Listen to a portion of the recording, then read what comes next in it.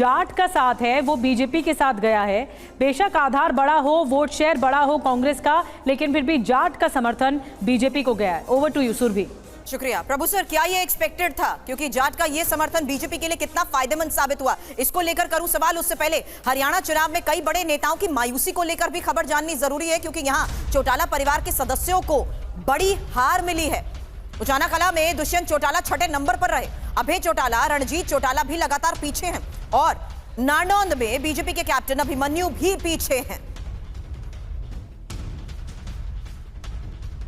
हालांकि हरियाणा के सीएम की तरफ से फिलहाल जिस तरीके से जीत के बाद जश्न की तस्वीरें सामने आ रही है, मीडिया से वो मुखातिब हो रहे हैं, उनकी तरफ से क्या कहा गया इसके बारे में एक और खबर आ रही है। लेकिन उससे पहले हरियाणा में 3 सीटों पर निर्दलीयों के कब्जे को लेकर भी यहां पर खबर जान लीजिए, क्योंकि हिसार सीट की यहां पर मैं चर्चा करना चाहूंगी। और यहां पर फिलहाल इस वक्त ये जो मैदान में दिग्गज है हरियाणा के, उन्हीं की तस्वीर के साथ साथ डिटेल जो इस वक्त सामने आ रही है उसमें उचाना कला से जीजीपी दुष्यंत चौटाला पीछे हैं। और जिस तरीके से फिलहाल INLD को लेकर खबर सामने आ रही है, अभय सिंह चौटाला, क्योंकि यहां चौटाला परिवार की मैं बात लगातार अभी तक करती आ रही थी, फिलहाल कुछ फैक्ट्स और ये डिटेल्स आपके सामने है, क्योंकि रानिया से भी रणजीत सिंह चौटाला हार चुके हैं। और मैदान में जिस तरीके से हरियाणा में चुनावी मैदान में ये दिग्गज जिनका दबदबा रहा है, वो इस बार जीत नहीं हासिल कर पाए हैं, इसको लेकर करूं सवाल। उससे पहले जानिए गोपाल कांडा जो कि सिरसा से हार चुके हैं, और इन फैक्टर्स को देखते हुए प्रभु सर ये समझा दीजिए कि इन तमाम फैक्टर्स में कांग्रेस आज फ्रेंचाइज सिस्टम को एनालाइज करने की भी जो बात कर रही है, अंदरूनी गुटबाजी को वो पहले भी समीक्षा के बाद कभी भी नहीं संभाल पाई, आज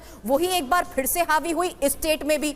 दूसरा जाट फैक्टर को लेकर कि जाट फैक्टर को उन्होंने अगर भुनाने की कोशिश भी की तो भी वो कैसे बीजेपी के लिए विन विन सिचुएशन साबित हुआ। आप ठीक कह रहे हैं, पर सवाल ये है कि सब लोग पहले हुड्डा को क्रेडिट दे रहे थे, अब उसको ब्लेम कर रहे हैं। जो जीते वो सिकंदर की बात होती है।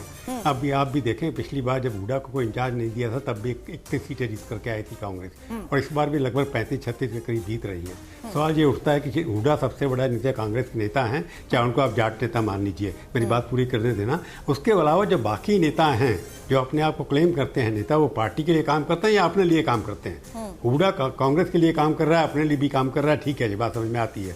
अब शैलजा जी बार बार जो है MP भी रह चुके हैं, केंद्रीय मंत्री भी रह चुकी हैं, कांग्रेस वर्किंग कमेटी की मेंबर भी हैं, रणजीत जो है उनके बेटे को टिकट मिला, वो जीत गया है। तो बाकी जितने कांग्रेस के लोग हैं, जो बाकियों ने काम क्यों नहीं किया, इसके ऊपर चर्चा क्यों नहीं होती। और सवाल ये उठता है कि दुष्यंत जैसे जाट फैक्टर है, अगर जो जाट बटा हुआ सारा जाट तो एक तरफ जा नहीं सकता, पहले भी जाट बीजेपी को बता था, और बीजेपी के बड़े जाट नेता जैसे आप कैप्टन अभिमन्यु का भी नाम बता रही थी, दिखा रही थी, वो भी हार रहे हैं। और वहाँ के जो OP धनखड़ उनके बीजेपी के अध्यक्ष थे, उसका भी मैंने पहले देखा पीछे चल रहे थे। तो बीजेपी के अपने जाट नेता हार रहे हैं, तो ये भी देखने की बात है। तो बीजेपी का जो समीकरण बना है, जब से मनोहर खट्टर आए हैं, जैसे मोदी जी का फार्मूला यूपी में भी चला था कि सब कास्ट को जो है यादव को छोड़ करके बाकी को इकट्ठा करना चाहिए। तो ये GT रोड बेल्ट है और मथुरा रोड की बेल्ट है, जिस तरह बल्लभगढ़ है, फरीदाबाद है, बाकी लिगाता है, सोनीपत है, पानीपत है, कुरुक्षेत्र है, इसके अंदर पंजाबी रिफ्यूजी आते हैं और बाकी बनिया क्लास रहती है, जो कंसोलिडेशन उनके साथ हुआ है। दूसरा अहीर रोड जो है वो भी उनके साथ जुड़ के गया है। पर सवाल ये होता है कि आपके पास कांग्रेस के पास नेता कौन सा है। कांग्रेस ने एक हुड्डा खड़ा किया, उससे पहले भी काफ़ी नेता रहे हैं, उसके कोई कांग्रेस को भी कोई नेता खड़ा नहीं कर पा रही है। सुरजीत खुद जो हैं अपने उनका बेटा हालांकि जीत गया, वो 2 बार खुद हार चुके हैं चुनाव। तो कांग्रेस के हारने का मतलब ये है कि जो नेशनल लीडर यहाँ से गए थे, जिनको भेजा गया था AICC के ऑब्जर्वर, उनकी एरोगेंस दिखाई देती थी, ऐसा लगता था कि वो जीत जाएंगे।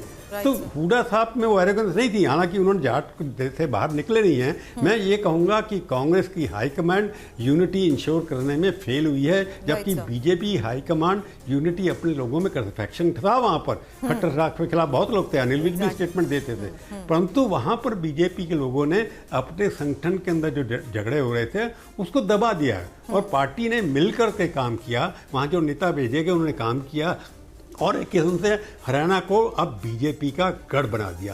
पहली बार बीजेपी के पास स्पष्ट 50 सीटों कम होने वाला है। पहले भी आई थी मेजोरिटी, बहुत कम थी, नॉर्मल मेजोरिटी थी। तो मेरे को लगता है कि कांग्रेस अपनी अंदरूनी कलह की वजह से भी हारी है, परंतु कास्ट कॉम्बिनेशन और इशू राहुल गांधी के ऊपर ज़्यादा डिपेंड किया, वो इकट्ठा नहीं कर पाई। तो कांग्रेस को कांग्रेस ने हराया है, जबकि बीजेपी के कार्यकर्ताओं ने मोदी के नाम ने मिल करके बीजेपी को जितवाया है। बड़ी बात आपने कही, कांग्रेस को कांग्रेस ने ही हराया है। इस बारे में आपसे भी करूंगी सर जय सर सवाल, लेकिन उससे पहले हरियाणा में 3 सीटों पर निर्दलियों के कब्जे को लेकर जो मैं खबर बता रही थी, मैं बता दूं कि हिसार सीट से सावित्री जिंदल जीत की ओर है और गन्नौर में देवेंद्र कादियान को बड़ी जीत मिली है। हालांकि खबर बहादुरगढ़ से, जहां राजेश जून को कामयाबी मिली है और रणजीत चौटाला, गोपाल कांडा लगातार पीछे बने हुए हैं।